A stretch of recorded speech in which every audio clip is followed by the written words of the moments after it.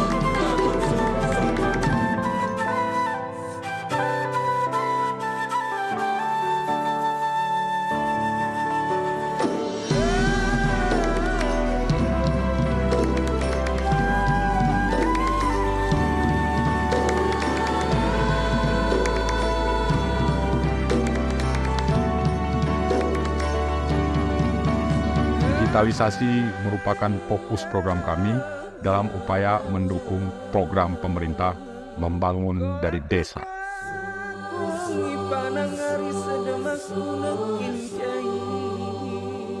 Sidahkin kerlangkin kasih dia hari sedang